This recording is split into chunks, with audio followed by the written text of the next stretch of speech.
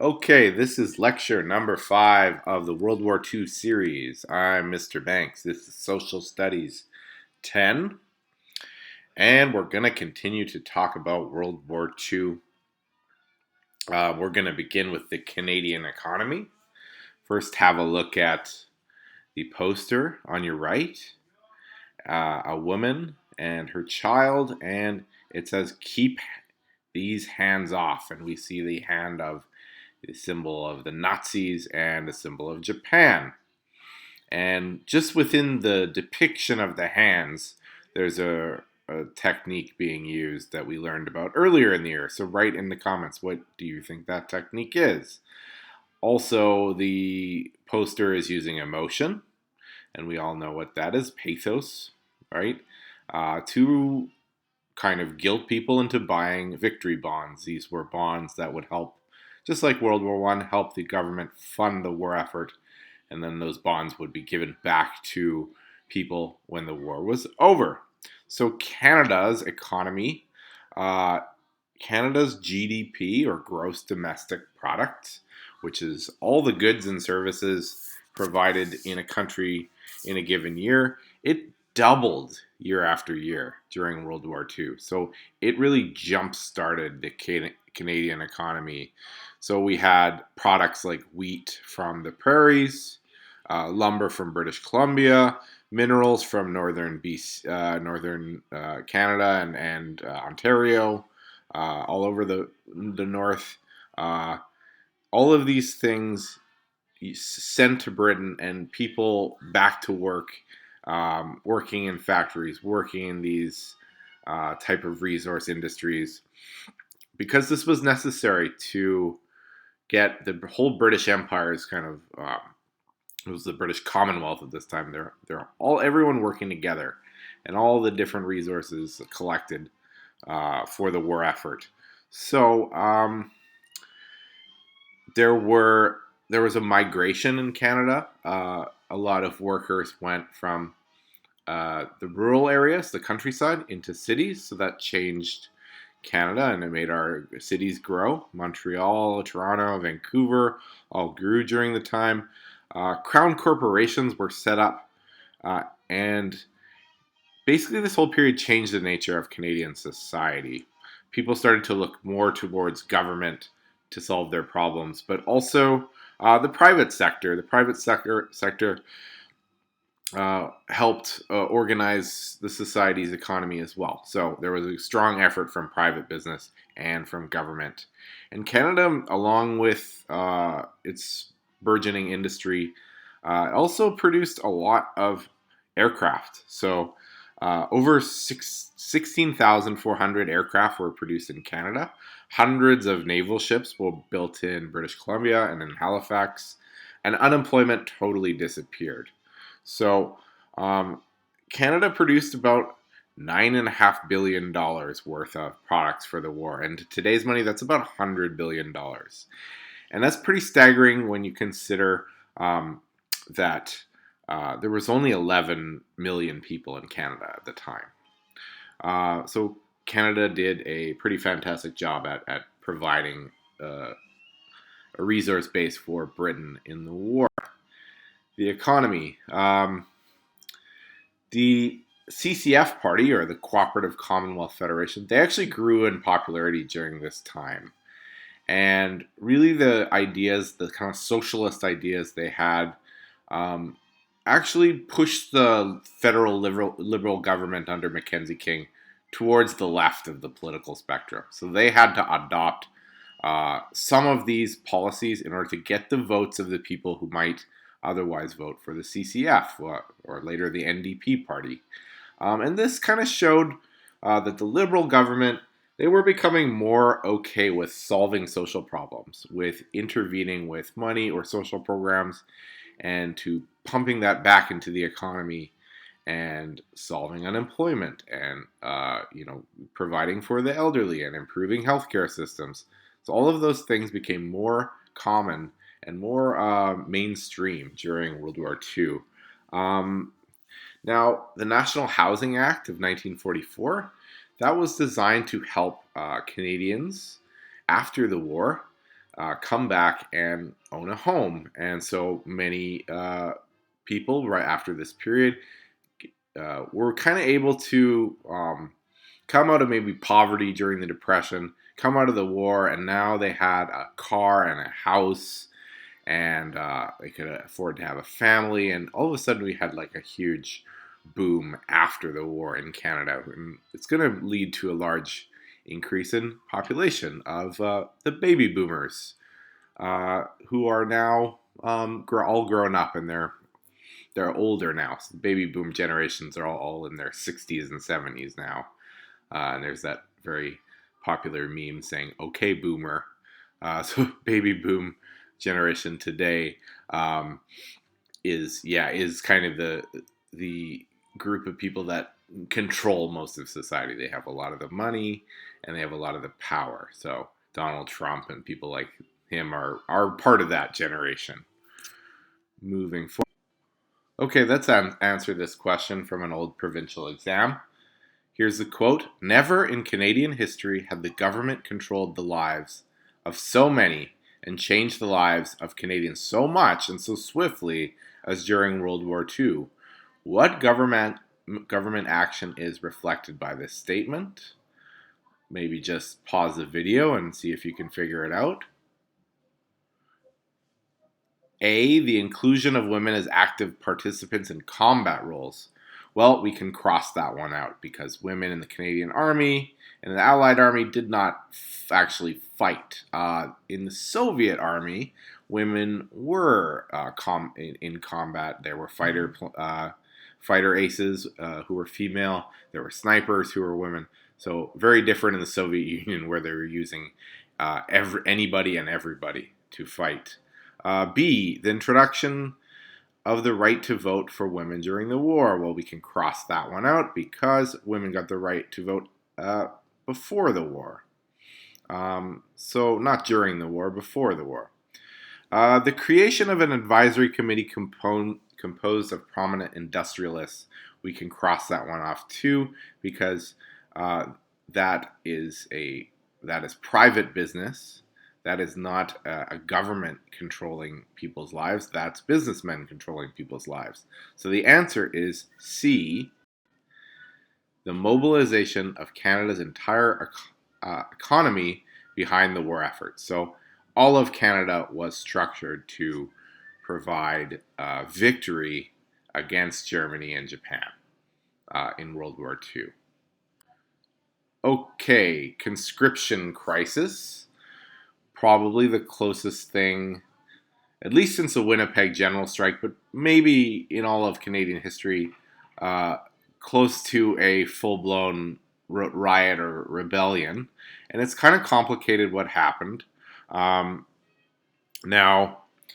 Mackenzie King knew that he could not allow French-Canadian men to be drafted into the army and to be sent overseas because it was just not a popular war in Quebec and still seen as a war of the oppressors. Quebecois people didn't feel like Britain, the British, who kind of oppressed them within their own country.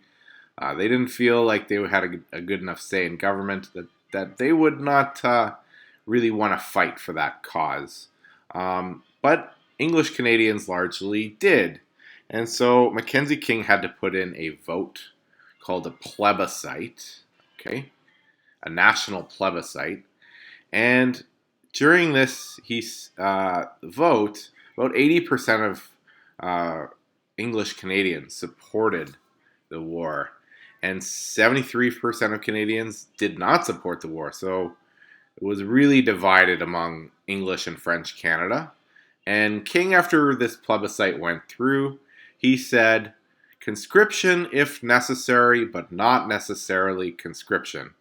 So he was basically saying that because we've passed this law, this plebiscite that allows us to conscript, we will only do it if it's absolutely necessary, but we really don't want to do it. And he actually did not want to do it, but circumstances changed in the war. So Mackenzie King had set up this government department called the National Resources Mobilization Act. Okay, and that was something that was like a home defense. So a lot of French Canadian men were in this NRMA, and they called them zombies because they weren't actually going to go to the war. They were soldiers who were trained to be fighters, but ultimately were never going to get sent overseas, or so they thought. So there was a lot of resentment towards these so-called zombies in English Canada, and they felt like they were cowards. But the soldiers were there if Mackenzie King needed to send them.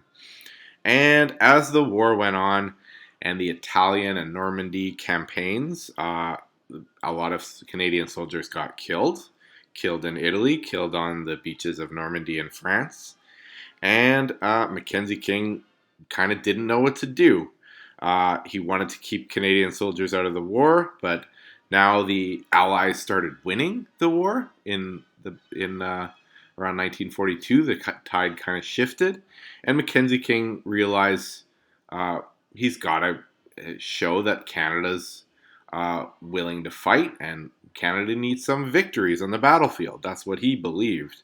So ultimately, as a result of this, the Canadian Army started losing men, and they needed to shore up the ranks, and there just weren't enough volunteers. And so Mackenzie King decided he had to use those zombie troops, those French Canadian men that he said he would never use. Now, in Quebec, the premier has been Maurice Duplessis. He's a French nationalist, French Canadian nationalist, and he whips up sentiments against Jews and blames them for the war, and also basically says like French Canadian men should not go to the war. So Duplessis is fighting against King. Another famous person in Canadian history, the owner of the Toronto Maple Leafs, Conn Smythe is his name, and the famous Stanley Cup MVP trophy named after Conn Smythe. He goes to France and he's fighting on the front lines, and he says, we need more Canadian troops. They're too green and they don't know what they're doing, and we need actual soldiers who are trained. And so the zombies need to go. But this causes riots in Montreal. It causes chaos. And there's a lot of unrest, and it's very uncertain what will happen. So this conscription crisis, eventually it blows over. And the main reason is the war ends when it does. 17,000 of these men get sent overseas, but only 69 of these men actually died in the war. So it could have been a lot worse for Mackenzie King. That's why he's going down these rapids here and saying, phew, I avoided a big one there. I avoided a real, the fall of my government, or a vote of confidence. So conscription crisis ends without as much damage as it could have had in Canada. Another question from the provincial exam. It says National Nightmare, 1939. Why do you think it's called National Nightmare? Well, I'm going to get you guys to pause the video and see if you can figure it out. But we can see that it's a hockey metaphor, and the Air Force, Army, and Navy they're small, and a goalie needs to take up the whole net, and they're barely taking up any of the net. So, to me, the best answer is B. Canada's armed forces were too small to defend Canada properly.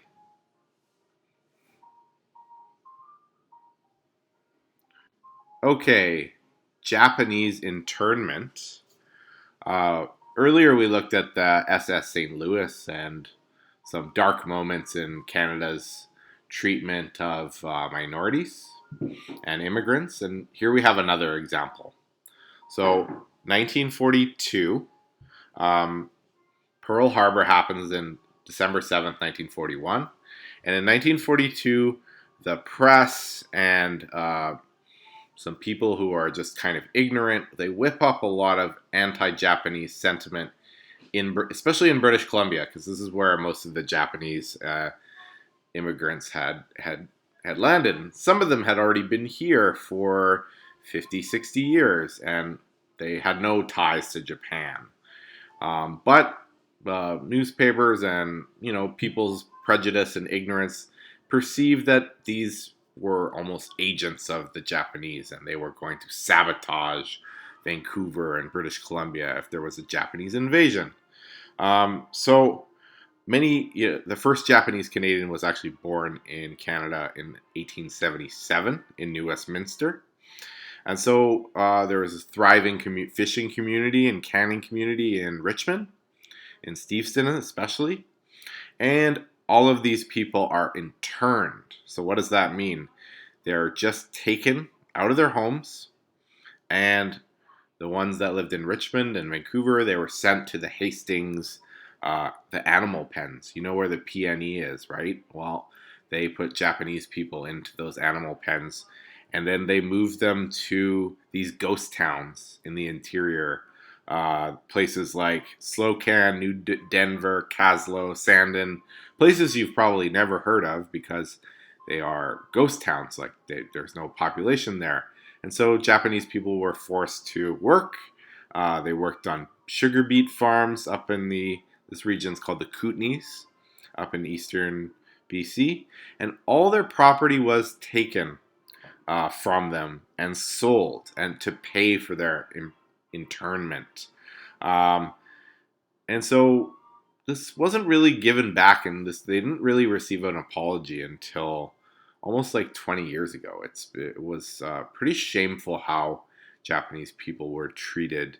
Mackenzie King even said that after the war, Japanese people would have to go back to Japan, or they'd have to settle east of the Rockies. So these restrictions lasted until 1948, and then Japanese people were allowed to vote in Canada, and some of the racism ceased, though it was another generation until there was more integration of Japanese culture in, and now it's second nature. Like we obviously all have our experiences with Japanese cuisine and Japanese culture, and it's much more a part of our society today.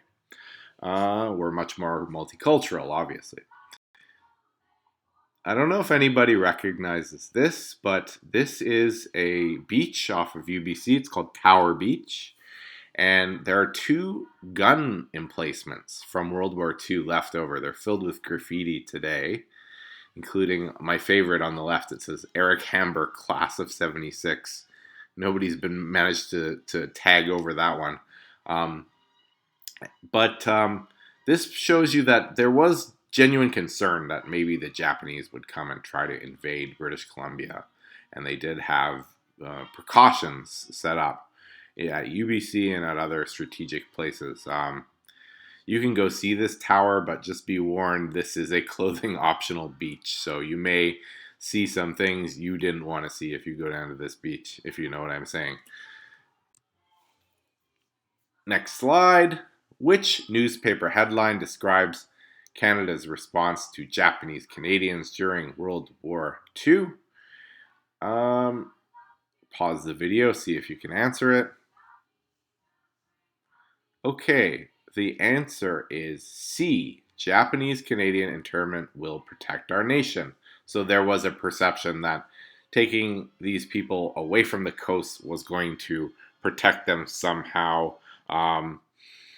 Now, is there anything else here? Yeah. Okay, well, I think we'll move on from Japanese internment.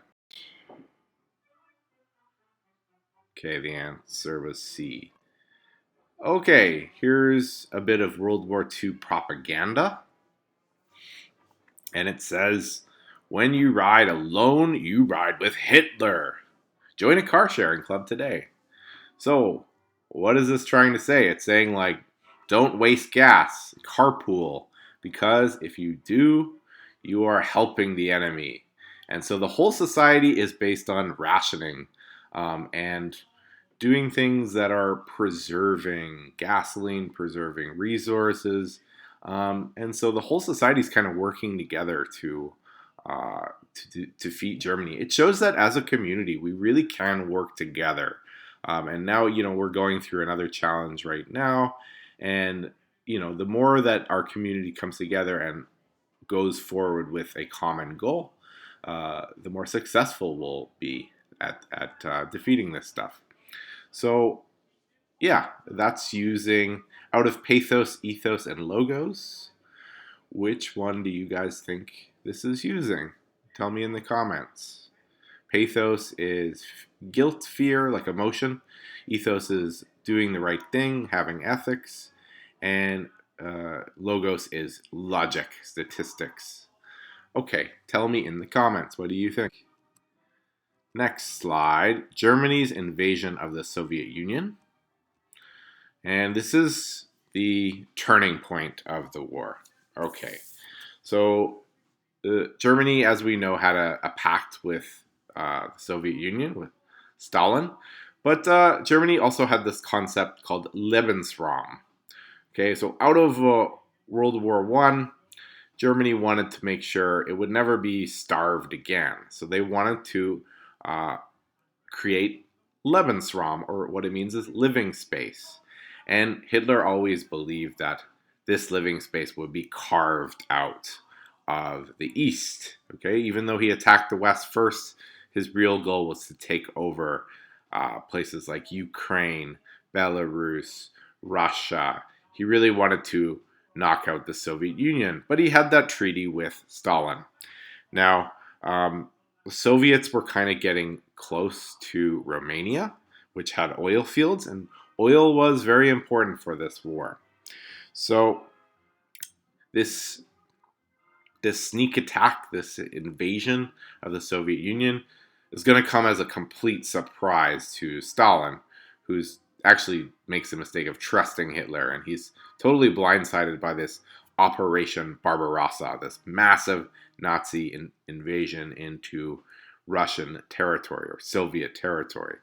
And Barbarossa, it's named after a medieval king, Frederick Barbarossa, Holy Roman Empire, who wanted to and attempted to have German dominance over Europe. So very fitting. So the original Soviet armies are shattered by the Nazis. But the Nazis don't realize that the Soviets have about 200 divisions in reserve. So they have millions of soldiers in reserve that the Nazis don't know about. They're also building tons of tanks and weapons and aircraft behind the Ural Mountains. And the Soviets know nothing about this. So they messed with the wrong country here. And they're going to invade and they're going to do a ton of damage at the beginning. And 3 million German soldiers invade the Soviet Union. And they kill millions of people. Like, I'm talking millions of people are dead within the first 6 months of this invasion. Ultimately, 25 million people would die on this front of the war alone, which is insane.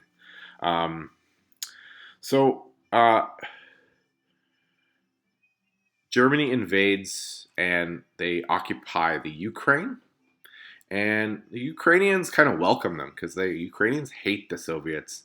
But the Germans treat the Ukrainians so poorly that they actually make enemies of them. Another factor is that the Soviets, as they're moving back, they're doing something called scorched earth, which means they're actually destroying their own villages, their own railroad tracks, anything that would help the German advance. So it's desolate, and you know what's coming up, just like Napoleon. The Russian winter is not going to be very good for the German troops. Here are the different, you can see the push from Germany and German occupied territories in blue into the Soviet Union. And this is a big gamble by Hitler, but this is his ultimate goal, to create this greater Germany east. So, Hitler's gamble. Now, as the German troops get close to Moscow, they have to make a decision. Do they take Moscow, which is heavily defended, or do they go to the south to the oil fields in the Caucasus? Okay, so that's in kind of southern Ukraine. And Hitler decides to go south. Uh, and it turns out to be a bad decision. So he ends up in taking his soldiers, and his main general of the German First Army is Friedrich Paulus, into a place called Stalingrad. Okay, and Stalingrad's on the Volga River, and it bears the name of the Soviet Union's leader, and so it's kind of this symbolic town, and also strategically important. The Germans need to be able to cross that Volga River. So Germany's going to get really stuck in Stalingrad, which is not going to turn out well for them.